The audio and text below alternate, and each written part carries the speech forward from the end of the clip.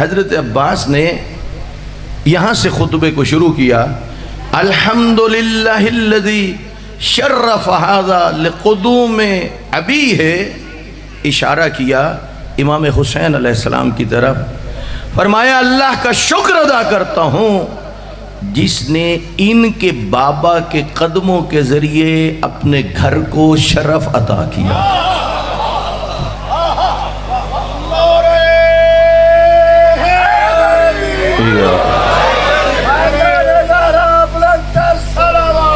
اللہم صلی علی محمد وآلہ محمد۔ فرما رہے ہیں مولا عباس کا خطبہ ہے، خواہش کر رہے ہیں دوبارہ کہوں، کہا الحمدللہ الذی شرف ھذا، ھذا کا اشارہ کیا، ایک اشارہ کر رہے تھے بیت اللہ کی طرف اور دوسرا اشارہ کر رہے تھے امام حسین علیہ السلام کی طرف۔ اللہ کی حمد ہے کہ اس نے اس گھر کو شرف بخشا، کس کے ذریعے؟ امام حسین کے بابا کے قدموں کے ذریعے۔ آپ اتنا تو جانتے ہو کہ پہلے مسلمان بیت المقدس قبلہ اول کی طرف رخ کر کے نماز پڑھتے تھے، بعد میں حکم آیا اور پھر آپ نے رخ کیا کس کی طرف؟ خانہ، یہ جانتے ہو نا، قرآن کی آیت بھی ہے، پہلے کس طرف تھا؟ بیت المقدس، بعد میں خانہ کعبہ کی طرف۔ حضرت عباس کہتے ہیں کہ اللہ نے اس گھر کو شرف بخشا ان کے باپ کے قدموں سے۔ پھر کیا ہوا؟ کان بالامس بیتن اصبح قبلتن، پہلے پتھروں سے بنا ہوا گھر تھا، پھر یہ قبلہ بن گیا۔ توجہ فرما رہی ہیں نہیں؟ پھر فرمایا، اب کھڑے تھے لوگ دو طرح کے، ایک جو خالص حج کرنے کے لیے آئے تھے، اتنی بات سب کے لیے کہہ دی، لیکن اگلی بات جو کہہ رہے ہیں یہ ان کے لیے نہیں کہہ رہے، یہ کہہ رہے ہیں ان کے لیے جن کی احرام کی چادروں کے نیچے تلواریں تھیں۔ اب حضرت عباس نے، اور آپ کو پتہ ہے چور کی داڑھی میں تنکا، جب بات ہوتی ہے تو اسے پتہ چل جاتا ہے کہ یہ میرے متعلقہ بات ہے۔ حضرت عباس نے کہا ایوہ الکفرۃ الفجرۃ آتصدون طریق البیت لامام البررہ، اے کافرو فاجرو، تم نیک اور پاک لوگوں کے امام کے لیے اللہ کے گھر کا دروازہ بند کرنا چاہتے ہو؟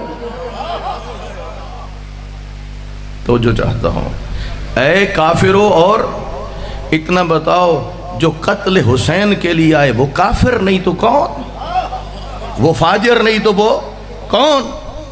نواسہ پیغمبر کے قتل کے لیے فرمایا او کافرو، او فاجرو، تم نیک اور پاک لوگوں کے امام کے لیے تم اللہ کے گھر کا راستہ روک رہے ہو۔ چونکہ امام حسین ان کی وجہ سے کیا کر رہے تھے؟ اللہ کے گھر سے جا رہے تھے۔ پھر فرمایا من ہو احق بہ من سیر البریہ، جو کہ اللہ کی تمام مخلوق سے اس کا زیادہ حق رکھتے ہیں۔ کسی کا بھی اللہ کے گھر پہ اتنا حق نہیں جتنا امام حسین کا حق ہے۔ پھر کیا کہا حضرت عباس نے؟ یہ جملہ ارشاد فرمایا، کہا وَمَنْ هُوَ أَدْنَ بِهِ، جو اس کے سب سے زیادہ قریب ہے وہ بھی حسین سے زیادہ کوئی نہیں۔ اگلی بات یہ کہی وَلَوْلَا حِكْمُ اللَّهِ الْجَلِيَّةِ وَأَسْرَارُهُ الْعَلِيَّةِ وَاخْتِبَارُ الْبَرِيَّةِ لَتَارَ الْبَيْتُ قَبْلَ أَن يَمْشِي لَدَيْهِ، کہا اگر اللہ کا حکم نہ ہوتا اور اس کی حکمت کا تقاضا نہ ہوتا، حسین چل کے نہ آتا، یہ اللہ کا گھر حسین کے پاس چل کے جاتا۔ یا اللہم صلی علی محمد وآلہ۔ توجہ ہے یا نہیں؟ یہ تو اسرار الہی ہے نا، کہ جس کی وجہ سے امام حسین آئے، اللہ امتحان لینا چاہتا ہے، ورنہ امام حسین تو وہ ہستی ہے، اگر یہ اسرار الہی نہ ہوتے، یہ حکمت الہی نہ ہوتی، امتحان لوگوں کا مقصود نہ ہوتا، حضرت عباس کہتے ہیں پھر امام حسین کی عظمت یہ ہے کہ یہ گھر خود چل کے جاتا۔ اگلی بات حضرت عباس نے کیا کہی؟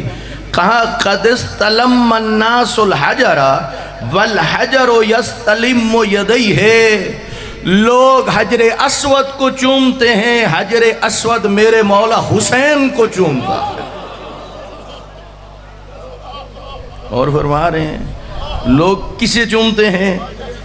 نہیں دیکھتے ٹیلی ویژن پہ کہ وہاں پر لائن لگی ہوئی ہے، جی کوشش کر رہے ہیں ایک دوسرے سے۔ یہی وجہ ہے نا جب امام علی زین العابدین علیہ السلام تشریف لائے تھے، اللہم صلی علی محمد، اور ہشام بڑی کوشش کر رہا تھا کہ جگہ بن جائے اور حجر اسود کا بوسہ لوں، لوگ ہٹ ہی نہیں رہے تھے۔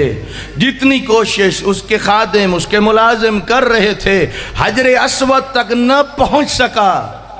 لیکن جب فرزند آیا ہے امام حسین کا، کیا تھا امام کا روب و جلال، ہٹ گئی دنیا اور حجر اسود منتظر ہے کہ امام آ رہے ہیں۔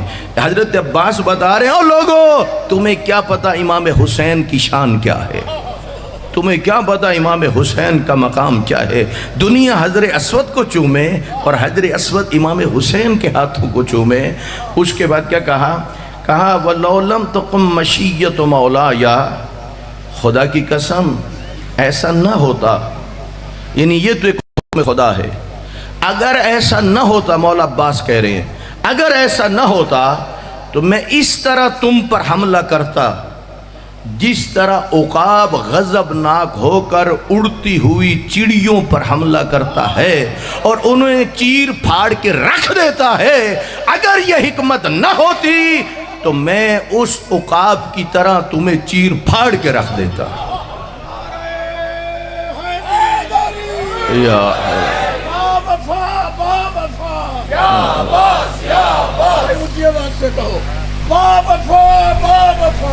یا عباس یا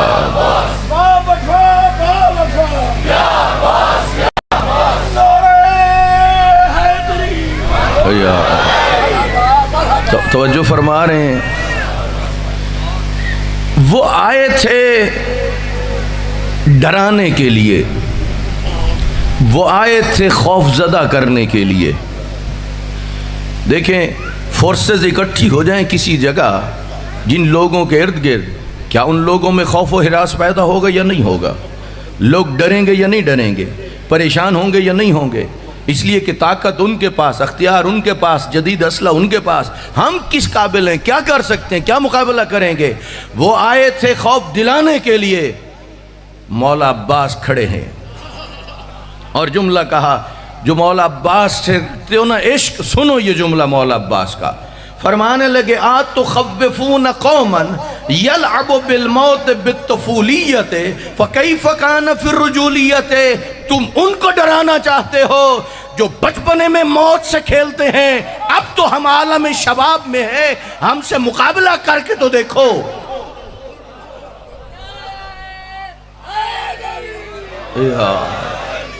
توجہ فرما رہے ہیں، کیفا تخوفون قوما، تم کیسے ڈرا سکتے ہو اس قوم کو، یلعب بالموت فی الطفولیت، جو بچپنے میں، طفل کیا ہوتا ہے؟ بچہ، کہا جو بچپنے میں موت سے کھیلتا ہو تو اسے موت سے ڈراتا ہے۔ اور اب صورتحال تو یہ ہے کہ میں ہوں عالم شباب میں، جوانی میں، یعنی ہمارے بچپنے کا کوئی نہیں مقابلہ کر سکتا، ہماری جوانی کا کون مقابلہ کرے گا؟ اب جب یہ بات کہی نا، اس وقت مولا عباس نے کہا وَلَفَدَيْتُ، وہ سمجھ رہے تھے نا کہ ڈر ہوگا، خوف ہوگا، امام حسین کو کوئی ساتھ نہیں دے گا، امام حسین اکیلے رہ جائیں گے۔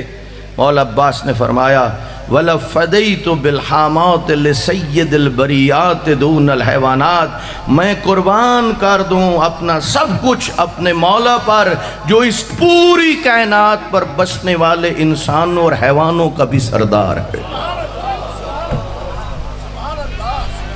میں اپنا سب کچھ اس پر قربان کر دوں۔ تمہیں کیسے ہمت ہوئی؟ اس کے بعد حضرت عباس نے انہیں فکر کی دعوت دی۔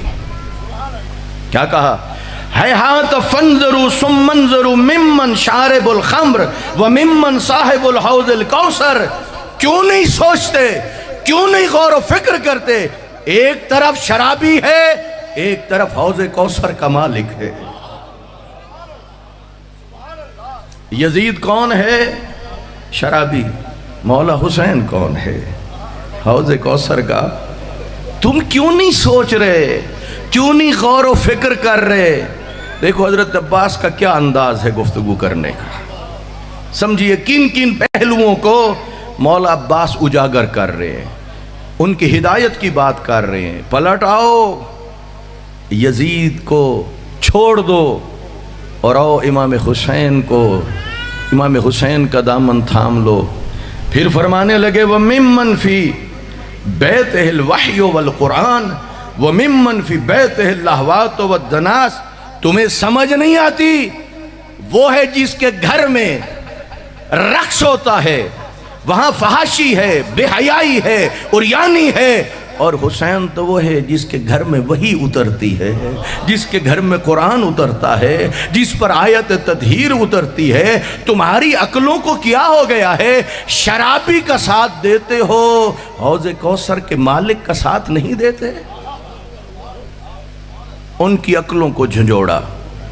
अब जो जुमला हजरत अब्बास कहने गए ना, आपको बड़ा लुत्फ आएगा। बड़ी तवज्जो से इन जुमलों को सुनना। अब हजरत अब्बास ने उन्हें एक गुज़श्ता तारीख याद दिलाने की कोशिश की। गौर फरमा रहे हैं, एक वाक़या गुजर चुका है और हजरत अब्बास उसे क्या कर रहे हैं? याद दिलवा रहे हैं। फरमा रहे वअंतुम वक़अतुम फिल गलततिल्लती क़द वक़अत फ़ीहल कुरैशो। तुम आज वही गलती करने जा रहे हो जो गलती कुरैश ने की थी। समझिए, तुम आज वही गलती करने जा रहे हो जो किसने की थी? कुरैश ने क्या गलती की थी और कब की थी? उस वक्त जब उन्होंने ये तय किया, कत्ल पैगंबर का इरादा किया, वो मिल के बैठ गए। तय ये हुआ 40 जंगजू जो जंग के मामलात से वाकिफ़ हों, वो नंगी तलवारें लेके पैगंबर के घर का मुहासरा करेंगे। जैसे ही मौका मिलेगा वो हमला करेंगे। फिर एक और शैतान बैठा था, उसने मशवरा दिया एक कबीले से ना लो, इसलिए कि हाशमी एक कबीले से आसानी से निपटेंगे। दूसरों ने पूछा तो फिर क्या करें? कहा फिर ऐसा करो 40 मुख्तलिफ कबाइल में से हर कबीले का एक जंगजू ले लो। उसकी वजह यह होती थी कि पूरा कबीला अपने फ़र्द के पीछे खड़ा होता था। अब जब 40 मुख्तलिफ कबाइल के लोग होंगे और वो करेंगे हमला, तो बनु हाशिम बदला भी लेगा, तो किस किस कबीले से बदला लेगा? ये एक बन गई प्लानिंग। पैगंबर के घर का क्या हो गया? मुहासरा। हजरत अब्बास बतला रहे हैं, यहाँ ये मुहासरा कर रहे थे इमाम हुसैन का। मेरे साथ साथ चलिए, किसका कर रहे हैं? कुरैश ने मुहासरा किसका किया था? रसूल खुदा का। बात पहुँच रही या नहीं पहुँच रही? यहाँ फिर समझिए, यहाँ ये किसका मुहासरा कर रहे हैं? इमाम हुसैन का। कुरैश ने किसका मुहासरा किया था? रसूल खुदा का। उनका मकसद था कत्ल पैगंबर, इनका मकसद है कत्ल नवासा पैगंबर। समझ आ रही बात या नहीं? हजरत अब्बास कह रहे हैं वअंतुम वक़अतुम फिल गलततिल्लती वक़अ फ़ीहल कुरैश। खबरदार, ख्याल करो, तुम्हें गुज़श्ता तारीख़ याद दिला रहा हूँ जिस गलती में कुरैश मुर्तकिब हुए थे, तुम भी उसी गलती में मुर्तकिब होने जा रहे हो। अब सुन लो हज़रत अब्बास ने क्या कहा। कहा लिअन्नहुम अरादु क़त्ल रसूलिल्लाह, उन्होंने इरादा किया था रसूल खुदा को कत्ल करने का। व अंतुम तुरीदूना क़त्ल इब्न बिन्त नबीयकुम, और तुम इरादा कर चुके हो अपने नबी की बेटी के बेटे के कत्ल करने का। और फिर फरमाया सुनो, वला युमकिनु लहुम मा दाम अमीरुल मुमिनीन हय्या, वो अपने मंसूबे में कामयाब ना हो सके तब तक जब तक अली था।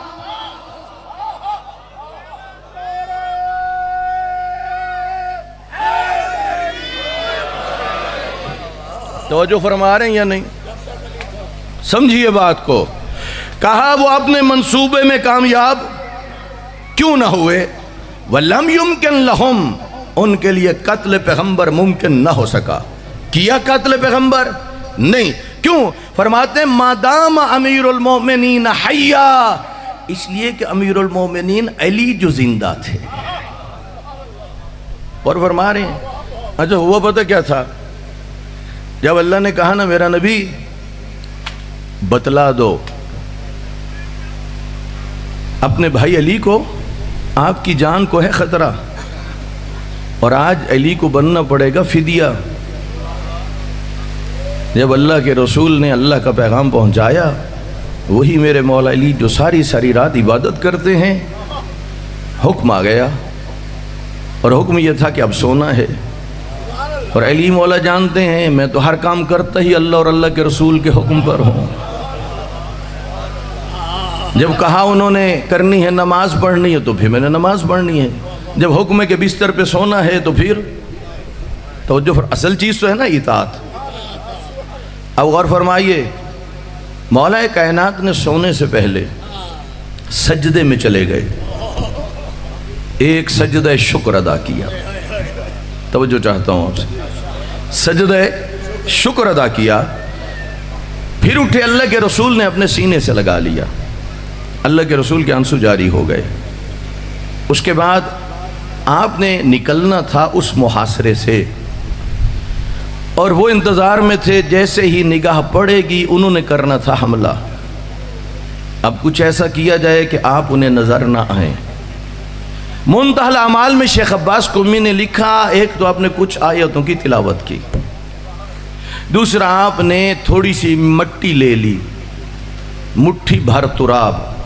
مٹی کو کیا کہتے ہیں؟ تراب. مٹھی بھر تراب لے لی، یوں پھینک دی.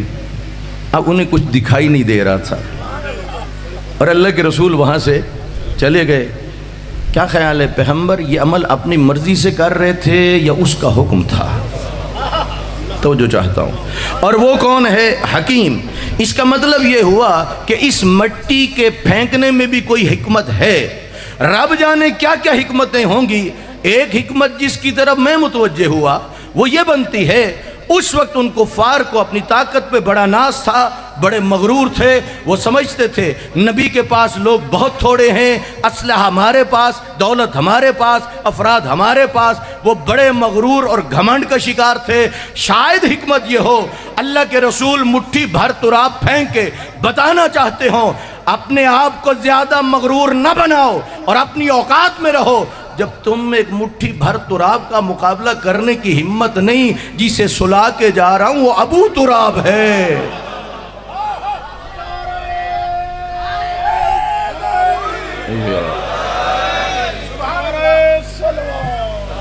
اللہم صلی علی محمد. توجہ فرمانی یا نہیں؟ بات پہنچ رہی ہے نا. یہی دیکھیے، یہی بات جو آپ کی خدمت میں عرض کر رہا ہوں، یہ وہی بات ہے جو مولا عباس علیہ السلام نے ان سے کہا تم وہی غلطی کرنے جا رہے ہو جو قریش نے کی تھی. حضرت عباس بتا رہے ہیں انہوں نے غلطی یہ کی کہ انہوں نے قتل پیغمبر کا ارادہ کیا، اور تم غلطی یہ کر رہے ہو کہ تم نبی کی بیٹی کے بیٹے کو قتل کرنا چاہتے ہو. یہ کون بتا رہے تھے؟ پھر حضرت عباس نے بتلایا، کہا وہ نہ کر سکے جو کرنا چاہتے تھے. وجہ یہ تھی کہ امیر المومنین جو موجود تھے. غور فرما رہے ہیں یا نہیں؟ اب ذرا سمجھیے، عباس اسے کہتے ہیں جو پورے لشکر پر اکیلا عباس جو غالب آ جائے وہی تو عباس ہے. پورے لشکر کو جو خوف زدہ بنا دے وہی عباس ہے. جس سے پورا لشکر ڈرتا ہو اور خیموں میں اپنے خیموں میں بیٹھ کے یہ مشورے کرتے ہوں. ہر کسی سے لڑنا آسان ہے، عباس سے لڑنا مشکل ہے. وہی عباس بیت اللہ کی چھت پہ کہہ رہا ہے. کیا کہہ رہے ہیں؟ فرما رہے ہیں وَكَيْفَ يُمْكِنُ، بتلا رہے ہیں وَكَيْفَ يُمْكِنُ لَكُمْ قتل ابی عبداللہ الحسین ما دمت حیاً. یاد رکھنا ادھر وہ اپنے منصوبے میں ناکام ہوئے، ممکن نہ ہوا قتل پیغمبر. کیوں؟ اس لیے کہ امیر المومنین زندہ تھے. تم میرے لیے بھی ممکن نہیں کہ تم یہاں قتل حسین کر سکو، اس لیے کہ عباس جو زندہ ہے.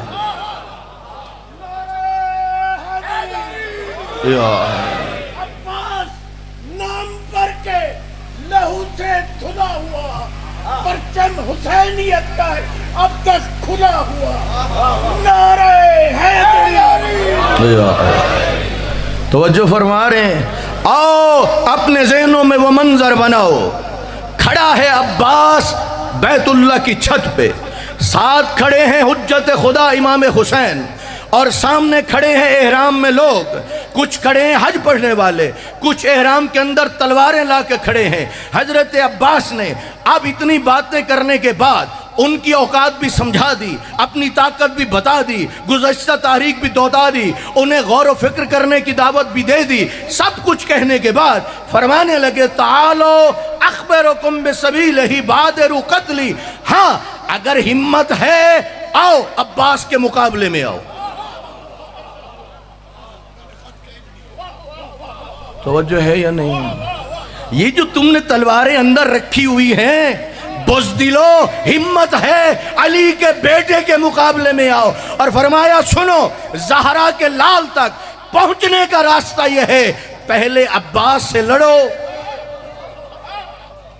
عباس کو قتل کرو، پھر وہاں پہنچو گے.